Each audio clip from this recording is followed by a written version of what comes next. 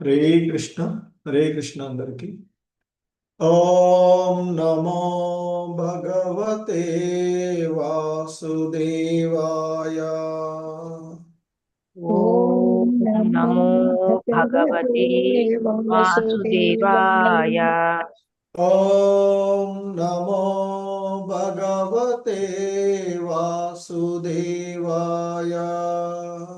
ओम नमो भगवते वासुदेवाय। ओम नमो भगवते वासुदेवाय। ओम नमो भगवते वासुदेवाय। नारायणं नमस्कृत्य नरं चैव नरोत्तमम् नारायणं नमस्कृत्य नरं चैव नरोत्तमम् देवीं सरस्वतीं व्यासं ततो जयमुदीरयेत्। देवीं सरस्वतीं व्यासं ततो जयमुदीरयेत्। नष्टप्रायेष्वभद्रेषु नित्यं भागवत सेवया। नष्टप्रायेषु भद्रेषु नित्यं भागवत सेवया सेवया। भगवती उत्तमश्लोके भक्तिर्भवति नैष्टिकी। भगवती उत्तमश्लोके श्लोके भक्तिर्भवति नैष्टिकी। हरे कृष्ण। సో ఈరోజు నిత్యం భాగవత సేవయ అనేటువంటి శ్రీమద్ భాగవతము క్లాస్ కి అందరికీ కూడా ఇస్కాన్ మంగ్లో శ్రీ శ్రీ రాధా గోవింద ఆలయం తరపున స్వాగతం సుస్వాగతం. సో ఈ నిత్యం భాగవత సేవయలో మనము శ్రీమద్ భాగవతము 4వ స్కందము 8వ అధ్యాయము లో ఉన్నటువంటిది. ఈరోజు 8వ అధ్యాయంలోని 53వ శ్లోకంను ఇస్కాన్ సంస్థాపక ఆచార్యులైనటువంటి శ్రీల ప్రభుపాదుల వారి యొక్క వివరణం ద్వారా ఈ శ్లోకాన్ని అవగాహన చేసుకోవడానికి ప్రయత్నం చేద్దాం. హరే కృష్ణ.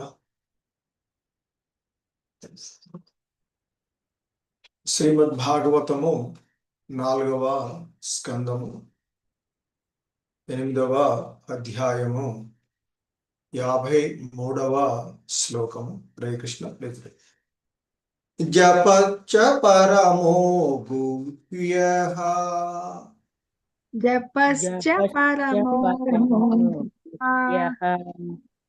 జపచ్చ పరమో గుహ్యః జపశ్చ పరమో గుహ్యః జపచ్చ పరమో గుహ్యః జపశ్చ పరమో గుహ్యః శ్రూయతాం మే నృపాత్మజా శ్రూయతాం మే నృపాత్మజా శ్రూయతాం మే నృపాత్మజా శ్రూయతాం మే నృపాత్మజా శ్రూయతాం మే నృపాత్మజా శ్రూయతాం మే నృపాత్మజా యం సప్తరాత్రం ప్రపఠన్ యం సప్తరాత్రం ప్రపఠన్ యం సప్తరాత్రం ప్రపఠన్ యం సప్తరాత్రం ప్రపఠన్ యం సప్తరాత్రం ప్రపఠన్ యం సప్తరాత్రం ప్రపఠన్ పుమాన్ పశ్యతి కేచరాన్ పుమాన్ పశ్యతి కేచరాన్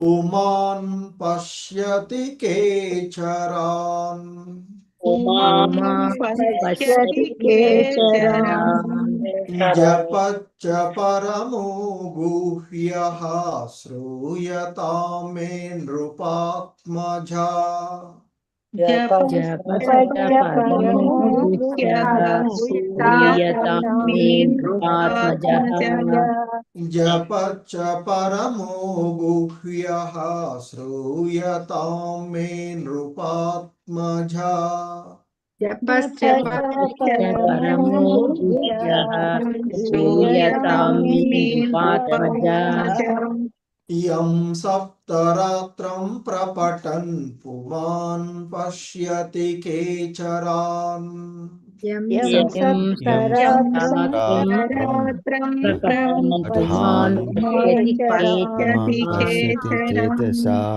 यं सप्तरात्रं प्रपठन् पुमान् पश्यति केचरान् यं सप्तरात्रं प्रपठन् पुमान् पश्यति केचरान् जपच्च परमो गुह्यः श्रूयतां मे नृपात्मजा यं सप्तरात्रं प्रपठन् पुमान् पश्यति केचरान् जपस्य परमो गुह्यः श्रूयतां मे नृपात्मजः यं सप्तरात्रं प्रपठन् पुमान् पश्यति केचरान् हरे कृष्ण। भारती माता जी, मंजू भाषिणी माता जी। हरे कृष्ण प्रभु जी प्रणामम। जपच्च परमो गुह्यः श्रूयतां मे नृपात्मजा यं सप्तरात्रं प्रपठन् पुमान् पश्यति खेचरान्। ధన్యవాదాలు ప్రభు। हरे कृष्ण प्रभु जी प्रणामालु। जपस्य परमो गुह्यः श्रूयतां मे नृपात्मजा यं सप्तरात्रं प्रपठन् पुमान् पश्यति केचरान्। धन्यवाद हरे कृष्ण। बाल सरस्वती माता जी, विशालवती माता जी। हरे कृष्ण प्रभु प्रणामालु। जपस्य परमो गुह्यः श्रूयतां मे नृपात्मजः यं सप्तरात्रं प्रपठन् पुमान् पश्यति केचरान्। धन्यवाद। हरे कृष्ण प्रभु जी दंडवत प्रणाम। जपच्च परमो गुह्यः श्रूयतां मे नृपात्मजा यं सप्तरात्रं प्रपठन् पुमान् पश्यति केचरान्। हरे कृष्ण प्रभु जी धन्यवाद। हरे कृष्ण। सूर्य प्रकाश प्रभु, माधवी नीलप माता जी।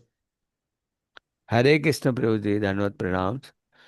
जपच्च परमो गुह्यः श्रूयतां मे नृपात्मजा यं सप्तरात्रं प्रपठान् पुमान् पश्यति खेचरान्। हरे कृष्ण धन्यवाद। हरे कृष्ण प्रभु।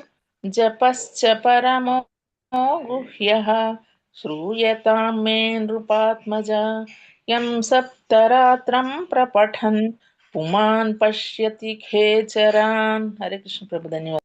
हरे कृष्ण। भक्तवत्सल मुरारदास प्रभु, श्रीनिवास सेविका माता जी। हरे कृष्ण प्रभु जी दंडवत प्रणाम।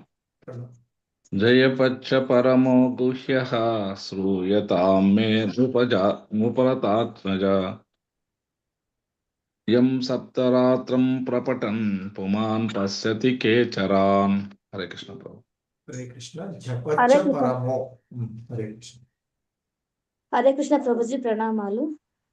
जपश्च परमो गुह्यः श्रूयतां मे नृपात्मजा यं सप्तरात्रं प्रपठन् पुमान् पश्यति खेचरान्। धन्यवाद प्रभु जी। हरे कृष्ण। हरे कृष्ण। वसंत भाई माता जी, चंद्रावत माता जी। हरे कृष्ण। हरे कृष्ण प्रभु जी प्रणामालु।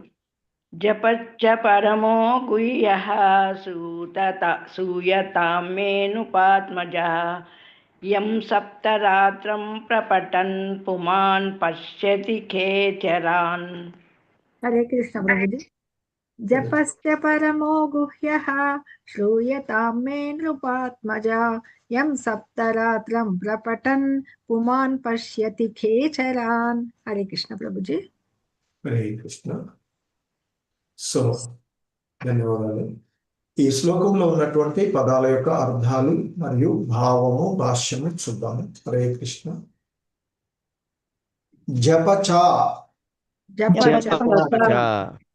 ఈ విషయమున మంత్ర జపము. ఈ విషయమున మంత్ర జపము. పరమః పరమః మిక్కిలి. గుహ్యః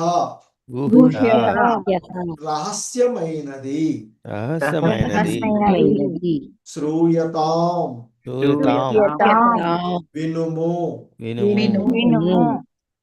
మే నా నుండి. నృప ఆత్మజా ఓ రాజకుమారా. యం దేనిని సప్తరాత్రం 7 రాత్రులు ప్రపఠన్ జపించి ఉమాన్ మనుజుడు పశ్యతి గాంచగలడు. కేచరాన్ ఆకాశమున విహరించు సిద్ధ పురుషులను. కృష్ణ. భావము. ఓ రాజకుమారా, ఈ ధ్యాన విధిని జపించవలసిన మంత్రమును నీకిప్పుడు తెలిపెదను. శ్రద్ధగా ఈ మంత్రమును 7 రాత్రులు జపించిన వాడు ఆకాశమున విహరించు సిద్ధ పురుషులను గాంచగలడు.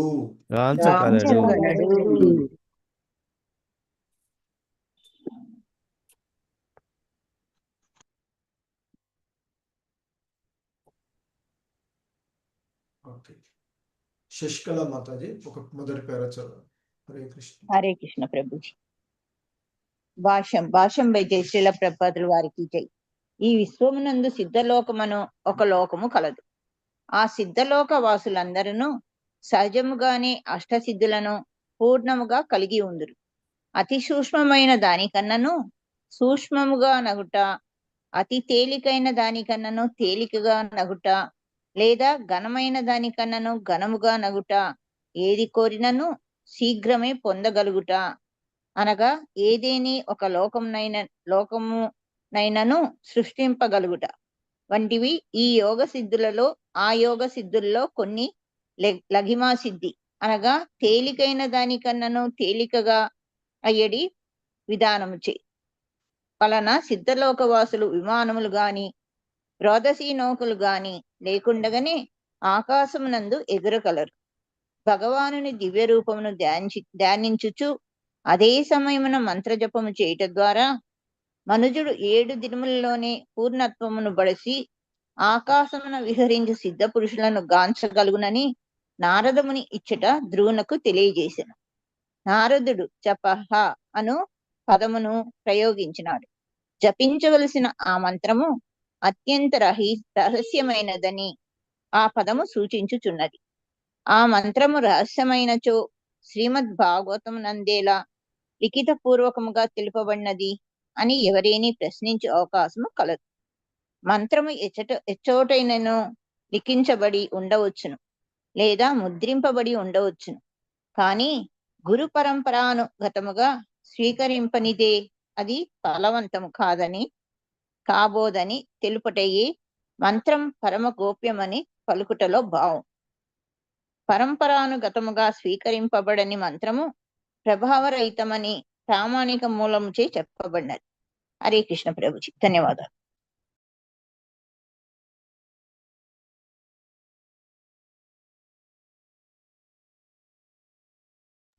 హరే కృష్ణ. వైఎస్ లక్ష్మీ మాతాజీ. హరే కృష్ణ ప్రభుజీ, ప్రణామాలు ప్రభుజీ. ధ్యానమును మంత్ర జపముతో పాటుగా నిర్వహింపవలెను అనుట ఈ శ్లోకమునందు నిర్ధారణ కావింపబడిన మరి యొక్క విషయము. హరే కృష్ణ మహామంత్ర జపము ఈ యుగమునందు అత్యంత సులభముగు ధ్యాన విధానము. హరే కృష్ణ మహామంత్రమును జపించినంతనే మనుజుడు శ్రీకృష్ణుని, శ్రీరాముని రూపములను మరియు వారి శక్తులను గాంచగలడు. అది ఏ సమాధి స్థితి యొక్క పూర్ణత్వ స్థితి. జపము కావించునప్పుడు భగవత్ రూపములను గాంచుటకు భక్తుడు కృత్రిమముగా యత్నించరాదు. ఎప్పుడైతే ఆ జపము అపరాధరహితముగా కావింపబడును అప్పుడు ఆ దేవదేవుడే అప్రయత్నముగా జపించువానికి ప్రకటమగును. కనుక మంత్ర జపము చేయువాడు తన మనస్సును మంత్రమును వినుటయందు కేంద్రీకరింపవలెను. అంతటా అతని ప్రత్యేక ప్రయత్నము లేకనే భగవానుడు అప్రయత్నముగా ప్రకటము కాగలడు. హరే కృష్ణ ప్రభుజీ, ధన్యవాదాలు ప్రభుజీ. హరే కృష్ణ. సో ఇది ఈరోజు ఈ శ్లోకంలోకి ఇవ్వబడేటువంటి భావము మరియు భాష్యము. హరే కృష్ణ.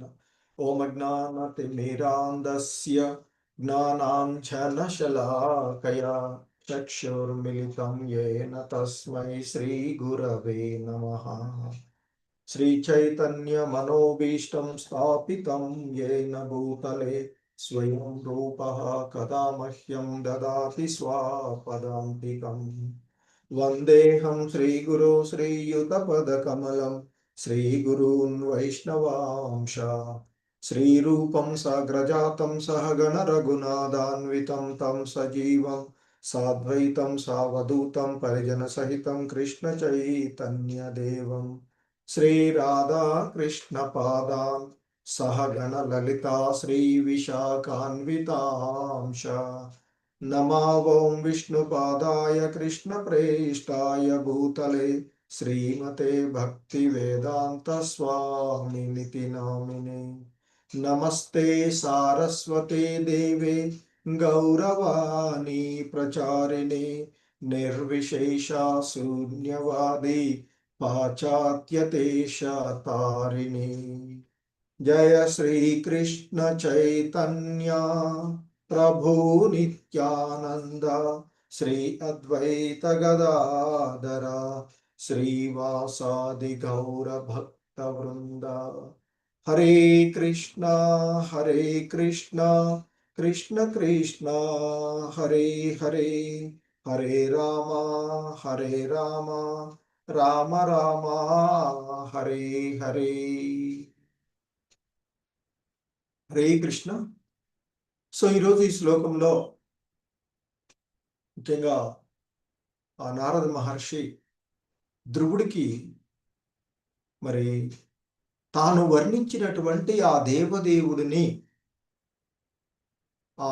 ఆయన యొక్క ఆ శ్యామసుందర రూపాన్ని హృదయస్థ కుటరాలలో నిలుపుకొని ఏ విధంగా ఆయనను జపించాలి, ఆయన జపం చెయ్యాలి అనేటువంటి మనిషి ఎలా ధ్యాన జపం చెయ్యాలి అనేటువంటి విషయాన్ని మనకి ఈరోజు ఈ శ్లోకంలో తెలియచేస్తూ ఉన్నటువంటి అంశంగా చూడవచ్చు.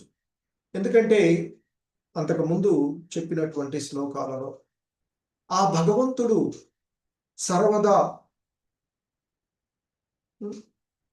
చిరునవ్వుతో కూడి ఉంటాడు అంటూ చెప్పబడినటువంటి అది మందహాసంతో ఉండేటువంటి సో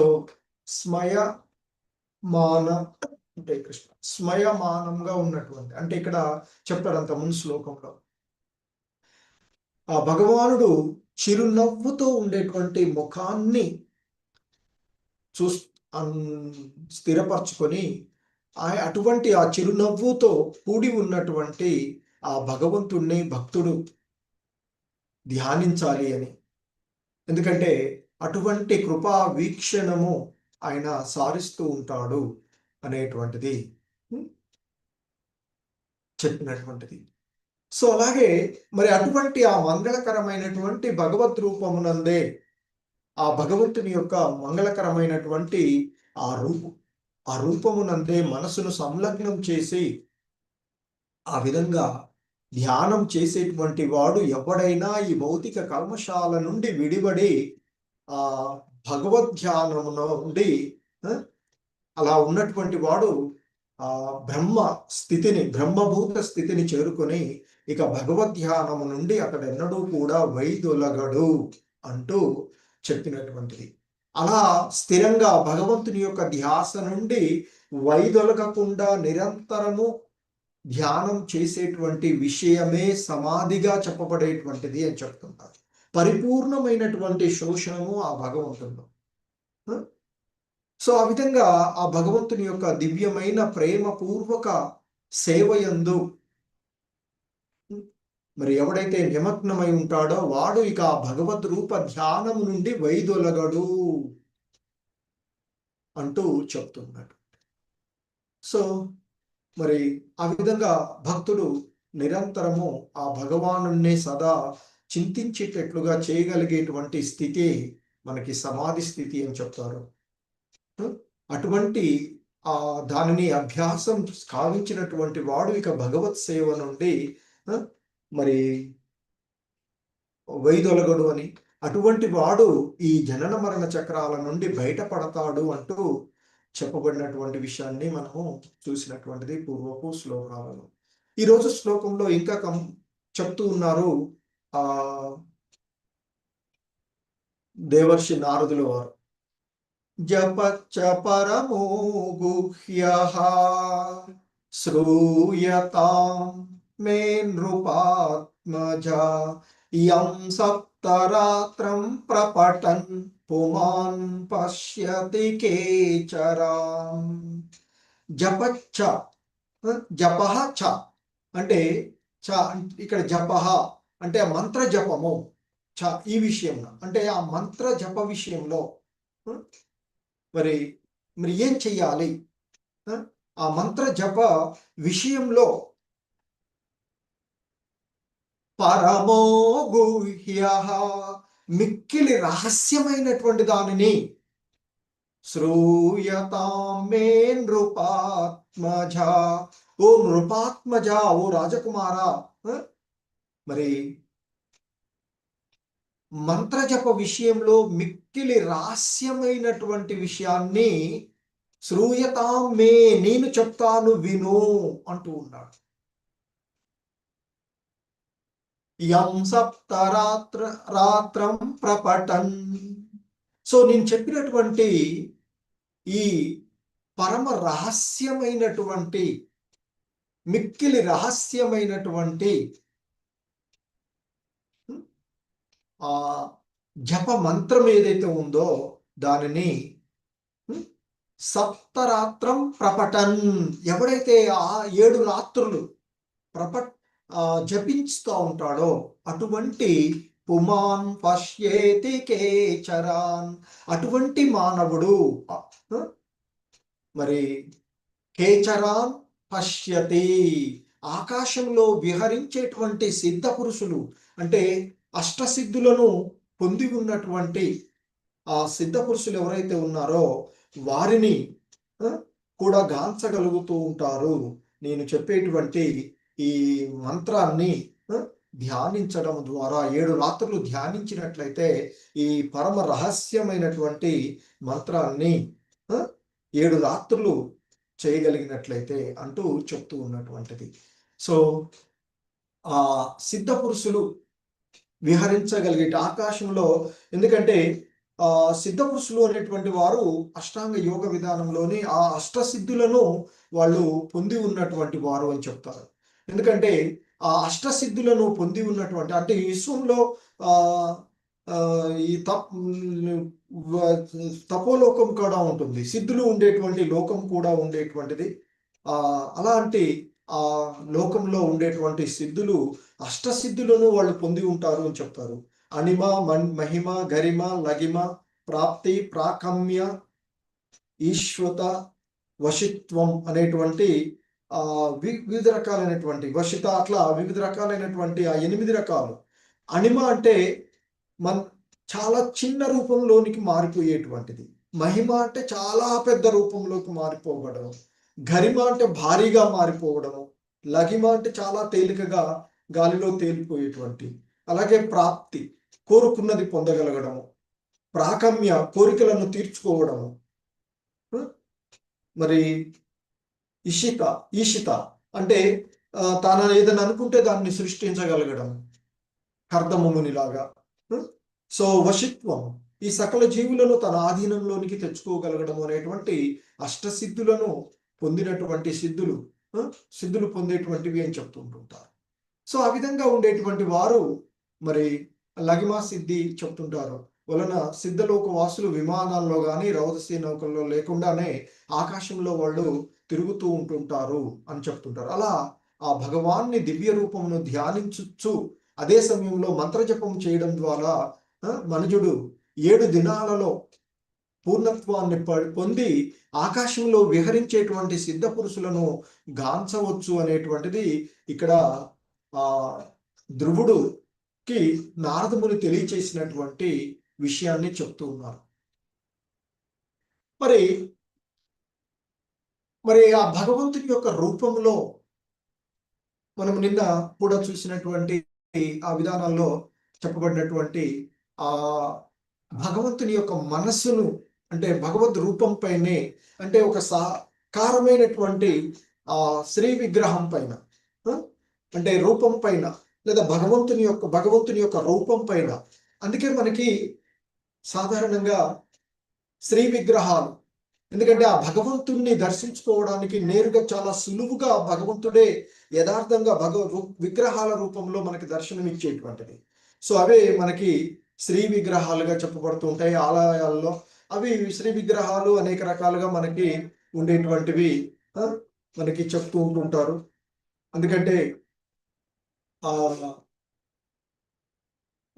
సాధారణంగా వివిధ రకాలైనటువంటి, అంటే ఆ విగ్రహ ప్రతిష్ట ప్రాముఖ్యతను బట్టి ఉంటుంది. అంటే స్వయంభూ విగ్రహాలు, బ్రహ్మ ప్రతిష్ఠించినవి, ఆగమ శాస్త్రం ప్రకారంగా ప్రతిష్ఠించేటువంటివి, అలాగే పంచామృత విగ్రహాలు, వివిధ రకాలైనటువంటివి మనకి ఉన్నటువంటి దాంట్లో నిన్న మనం అంటే మాతాజీ కూడా ఎవరు అడిగినట్టున్నారు. పాంచరాత్రిక, ఆగమ, వైదిక అనేటువంటి 3 విధానాల ద్వారా శ్రీ విగ్రహారాధన చేస్తూ ఉంటుంటారు. సో అందులో పాంచరాత్రిక విధానం గురించినటువంటి ప్రస్తావన వచ్చింది. సో ఈ పాంచరాత్రిక విధానము అనేటువంటిది ఆగమాలలో అత్యంత ప్రాచీనమైనటువంటి విధానంగా చెప్తూ ఉంటుంటారు. అయితే సాధారణంగా మనకి ఈ పాంచరాత్రిక విధానంలో శ్రీ విగ్రహారాధనము అంటే భగవంతుని సాక్షాత్ సన్నిధిని ప్రతిష్ఠించుకొని, అంటే ఆ భగవత్ సాక్షాత్ సన్నిధిని ప్రతిష్ఠించుకొని నియమానుసారము ఆయనకు ఆ భగవంతునికి సేవలు అర్పించుకునేటువంటి భక్తి పద్ధతి యొక్క శ్రీ విగ్రహారాధనమే మన పాంచరాత్రిక విధానము అని చెప్తూ ఉంటుంటారు. అయితే సాధారణంగా ఈ పాంచరాత్రిక విధానానికి సంబంధించినటువంటి వివిధ రకాలైనటువంటి వివరణలు మనకి లిటరేచర్స్ లో దొరుకుతూ ఉంటాయి. ఒకటి, 5 రాత్రులు ఆ కేశవుడు తాంత్రికమైనటువంటి విద్యను ఆదిశేషు అయినటువంటి అనంతుడికి, గరుడికి, విశ్వక్షేణుడికి, బ్రహ్మకు, శివునికి 5 రాత్రులు నేర్పించాడు అని, అందుకే పాంచరాత్రికము అని చెప్తారు. మరొక రకంగా చెప్పాలంటే 5 రకాలైనటువంటి తత్వ జ్ఞానాలను ఆ భగవంతుడు బోధించాడు 5 రాత్రులు, అలా చెప్తూ ఉంటుంటారు. వివిధ రకాలుగా ఉంది. సో ముఖ్యంగా ఈ వైష్ణవ విధానంలో పాంచరాత్రిక విధానము అని చూస్తే మనకి ఆ భగవంతుని యొక్క సాక్షాత్ సన్నిధిని ప్రతిష్ఠించుకొని నియమానుసారము ఆ భగవంతునికి సేవలు అర్పించేటువంటి ఒక భక్తి పద్ధతి, అంటే ఆ శ్రీ విగ్రహారాధన పద్ధతే మనకి. ఎందుకంటే పాంచరాత్రికము, ఆగమ, వైదిక విధానాలు అని చెప్తూ ఉంటుంటారు. అయితే ఈ పాంచరాత్రిక విధానంలో మనకి ఆరాధన అంటే శ్రీ విగ్రహ ఆరాధన చేయడం వల్ల, భగవంతుని సాక్షాత్ సన్నిధిని ప్రతిష్ఠించుకొని ఆరాధన చేయడం వల్ల, నియమానుసారం సేవలు చేయడం వల్ల ఆ భగవంతుడు భక్తునికి దర్శనమిస్తాడు అని చెప్తారు. అంటే ఆ విగ్రహ రూపంలో, శ్రీ విగ్రహ రూపంలో, అంటే ఆ విగ్రహం కాదు అది, అంటే ఏదో రాతితో చేసినదో లేదా కట్టెతో చేసిందో లేదా ఇనుపతో చేసినటువంటివి కాదు. సాక్షాత్తు ఆ భగవంతుడు అనేటువంటి భావన మనకి వస్తుంది అని చెప్తారు. ఆ ఆరాధన యొక్క ప్రాముఖ్యత, ప్రధాన యొక్క తత్వం ఆ ఆరాధన చేయడంలో. అలాగే మనకి వైష్ణవ ఆగమాల్లో అంటే పాంచరాత్రిక విధానాల్లో ముఖ్యంగా ఆరాధన ప్రధాన తత్వము అంటే శ్రీ విగ్రహం ద్వారా భగవంతుడు భక్తునికి దర్శనమిస్తాడు అనేటువంటిది. ఆ తర్వాత ఆరాధనలో ఉండేటువంటి దశల గురించి చూసినట్లయితే మనకి మొదటిగా ఆచమనం అంటే శుద్ధి చేయడం అని చెప్తూ ఉంటారు, ఆచమనం చేసుకోమని చెప్తుంటారు కదా. సో సాధారణంగా మనము ఎప్పుడైనా ఆచమనం ఓం పవిత్ర అపవిత్ర సర్వావస్థం అంటూ చెప్పుకుంటూ ఉంటాము. తర్వాత సంకల్పం చెప్పుకోవడం మనం, ఆ తర్వాత అంటే సంకల్పించుకోవడం అంటాం కదా సాధారణంగా. అంటే ఆరాధన దశల్లో ఉండేటువంటి మొదటగా ఆచమనం చేయడము, ఆ తర్వాత సంకల్పం చెప్పడము, ఆ తర్వాత ధ్యానం చేయడం, సంకల్పం తర్వాత ధ్యానము, అలా ఈ దశలు అని చెప్తారు. అలాగే ఆరాధన యొక్క ప్రధాన క్రమాల్లో మనకి సాధారణంగా ఈ ఉపచారాలు ఉంటాయి ఆరాధన చేసేటువంటి దాంట్లో. 16 నుండి 64 రకాలైనటువంటి ఉపచార విధానాలు ఉంటాయి. అన్నింటిలో అక్కడక్కడ ఆలయాన్ని బట్టి, అక్కడ ఉన్నటువంటి పరిస్థితులను బట్టి కొన్ని చేస్తూ ఉంటుంటారు. 16 మినిమం, 64 మ్యాక్సిమం వరకు అలా ఉపచారాల ద్వారా చేస్తూ ఉంటారు. మరి అందులో ఆరాధనలో ఆవాహనం చేయడము అంటే ముందుగా భగవాన్ని ఆవాహనం చేసుకోవడం చెప్తారు. ఆ తర్వాత ఆవాహనం చేసుకున్నటువంటి ఆ భగవంతుడికి ఆసనం ఇవ్వడము, ఆ తర్వాత పాద్యము, ఆ తర్వాత వస్త్ర సమర్పణము, ఆ తర్వాత గంధ పుష్ప సమర్పణము, ఆ తర్వాత ధూపదీప సమర్పణము, తర్వాత నైవేద్య సమర్పణము, ఆ తర్వాత తాంబూలము, ఆ తర్వాత నీరాజనము, ఆ తర్వాత భగవంతునికి ప్రదక్షిణ చేసి అక్కడ చేసేటువంటి వాడు ప్రదక్షిణ చేయడము, ఆ విధంగా కొన్ని మనము చేసి ఇవి కొన్ని రకాలైనటువంటి ఇంకా చాలా డీటెయిల్గా ఉన్నాయి అవి. సో మనకి మరి ఆ విధంగా ఆ ఆలయాల్లో మాదిరిగా భగవంతుని కూడా హృదయంలో స్థిరపరచుకొని మరి మంత్ర జపము చేయాలి అని చెప్పబడినటువంటి విషయాన్ని. అలాగే శ్రీల ప్రభుపాదులు వారు రహస్యమై మరి ఇక్కడ నారదుడు నీకు పరమోగుహ్య శ్రూయత మే, నా నుండి పరమ గుహ్యమైనది అని అంటారు. మరి రహస్యం అంటే బయటికి చెప్పబడే పుస్తకాల్లో ప్రింట్ అవుతుంది కదా, మరి ఇదేంటి రహస్యము అనేటువంటి సందేహాలు ఎవరికైనా వస్తాయి అనేటువంటిది శ్రీల ప్రభుపాదుల వారు ఇది లిఖితపూర్వకంగా ఉంది, అందరూ చదవచ్చు కదా అని, మరి అది రహస్యం ఎలా అవుతుంది మరి అని చెప్తారు. సో ఈ విషయంలోనే ఒకసారి ఒక భగవంతుని యొక్క భక్తుడు ఒక రాజు వద్ద మంత్రిగా ఉండేవాడు అని చెప్తుంటారు. ఆయన నిరంతరము ఆ భగవంతుని యొక్క సేవలో నిమగ్నం అవుతూ నిరంతరము ఆయన గురువు నుండి దీక్ష తీసుకొని ఆ గురువు నేను మా గురువు గారి ఆజ్ఞ ప్రకారం చేస్తూ ఉన్నాను అంటూ ఒక్కోసారి రాజు ఏదని చెప్తే కూడా అంటే మా గురువు ఇది వద్దన్నారు కాబట్టి ఇట్లా అని అంటే ఏంటి నీ గురువు చేసేటువంటిది, అదే మంత్రాన్ని నేను కూడా చేస్తా కదా అని చెప్పేసి అంటే లేదండి గురువు ద్వారా తీసుకున్నటువంటి దాని ప్రాముఖ్యత వేరు, ఎవడు పడితే వాడు ఎక్కడ పడితే అక్కడ చదివితే అది మంత్రము అంటే అది సిద్ధిస్తుంది అని చెప్పుకోవడం కాదు, గురువు ముఖత పొందినప్పుడే అది సిద్ధిస్తుంది అని అంటే అదే ఉంది, నేను కూడా అదే చదువుతున్నాను, నువ్వు అదే చదువుతున్నప్పుడు ఇంకా అది దానికి ఏం తేడా ఉంది, మీ గురువు చెప్పేది కూడా అదే కదా. కాదండి అంటే లేదు ఏముంది ఇదే అని వాదిస్తాడు. మరి మీ గురువు చెప్పిన దానికి నేను చదివేదానికి తేడా ఉంది అని నువ్వు ఎలా నిరూపిస్తావు అని అంటే నిరూపిస్తాను, ఇక్కడే ఈ క్షణంలో ఈ సభలోనే నిరూపిస్తాను అని అంటాడు. అయితే నిరూపించు అంటే అక్కడ ఉన్నటువంటి భటులతో అక్కడ ఉన్నటువంటి దీక్ష తీసుకున్నటువంటి మంత్రి అంటూ ఉంటాడు, ఆ రాజుకు పిచ్చి పట్టింది, మీరు వెళ్ళి అరెస్ట్ చేయండి, బంధించండి అంటాడట. అక్కడ ఉన్నటువంటి వాడు ఎవడు కూడా చెప్పడు. మీకే చెప్తున్నాను, వెళ్ళి రాజుని బంధించండి అంటాడట. ఎవడు పని చేయడు. మళ్ళీ అలా అలా అంటూ ఉంటే ఇంతలోకి రాజు కోపం వచ్చి, వీడేంది నాకు పిచ్చిలేస్తుంది అంటున్నాడు, సో వాడికి పిచ్చిలేసింది, వెళ్ళి ముందు వాడిని అరెస్ట్ చేయండి అంటాడట. వాడిని బంధించండి అంటాడట రాజు. వెంటనే వెళ్ళి ఆ భట్లు బంధిస్తారు. అప్పుడు చెప్తాడట మంత్రి, ఇది గురువు ద్వారా చెప్పబడి, నేను చెప్పాను అదే విషయాన్ని ఆ భట్లకు, వీడిని అరెస్ట్ చేయ, మిమ్మల్ని బంధించమని మీరు చెప్పారు. నేను చెప్తే వాళ్ళు ఎవరూ చేయలేదు, కానీ మీరు చెప్తే చేశారు. అది గురుముఖత పొందినటువంటి ఆ మంత్రం యొక్క మహిమ అని నిరూపిస్తాడట. సో ఆ విధంగా మరి మంత్రాలు పుస్తకాలలో ఎన్నో లిఖించబడి ఉండొచ్చు. అది ఇట్లా లిఖించబడి ఉన్న రహస్యం ఎట్లయితుంది అని అడిగేవాళ్ళు కూడా చాలా మంది ఉండేటువంటిది. సో అందుకే చాలా క్లియర్గా శ్రీల ప్రభుపాదుల వారు గురు పరంపరానుఘాతముగా స్వీకరింపబడనిదే అది ఫలవంతము కాబోదు. ఎలాగైతే ఇప్పుడు అంతసేపు ఆ మంత్రిగా అక్కడ ఆయన పట్టుకుని రాజును బంధించమంటే ఎవడూ బంధించలేదు, అదే రాజు చెప్పగానే బంధించాడు. అదే పదము ఇద్దరు వాడింది. సో అలా మరి ఎవడు పడితే వాళ్ళు మనం వాడితే అది కాదు. గురువు ముఖత పొందినప్పుడు అది దానికి ప్రాముఖ్యత చెందుతుంది అని చెప్తూ ఉంటుంటారు, ఫలవంతం అవుతుంది అని చెప్తూ ఉన్నటువంటి.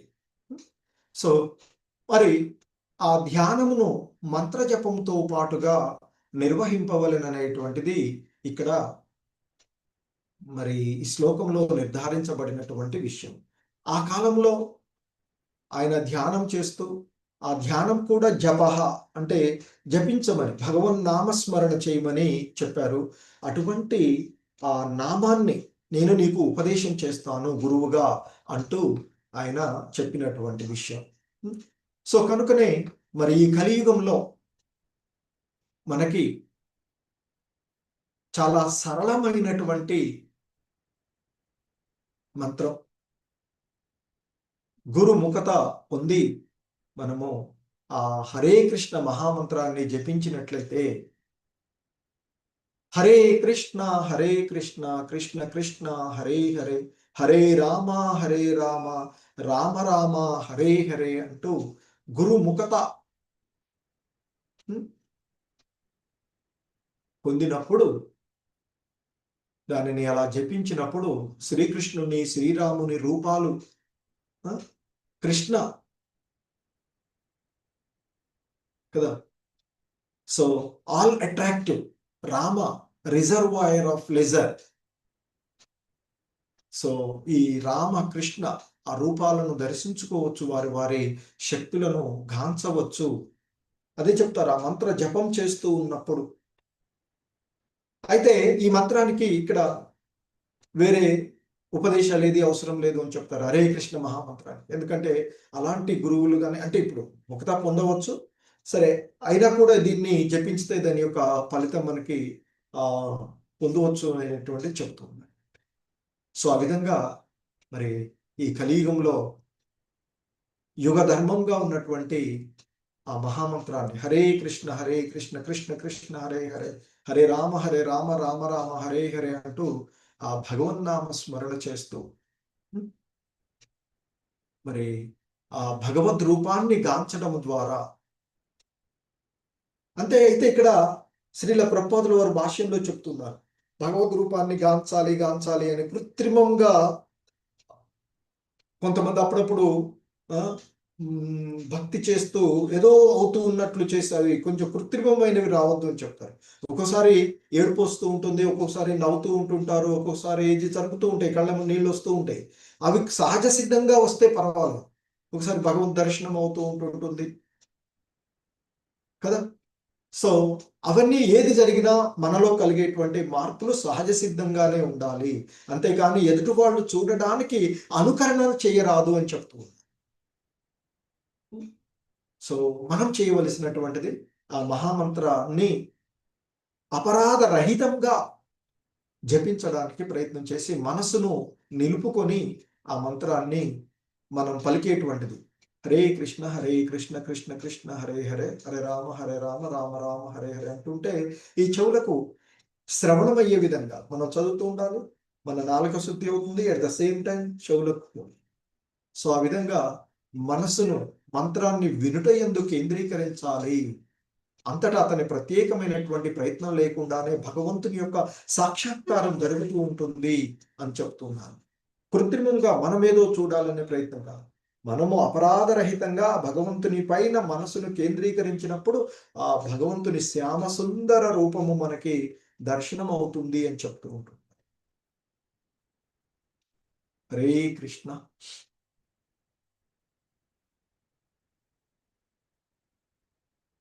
హరే కృష్ణ ప్రభుజీస్, మాతాజీస్,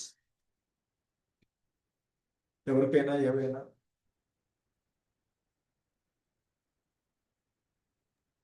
ప్రభుజీ లైవ్ ఉంది ప్రభుజీ. ఓకే.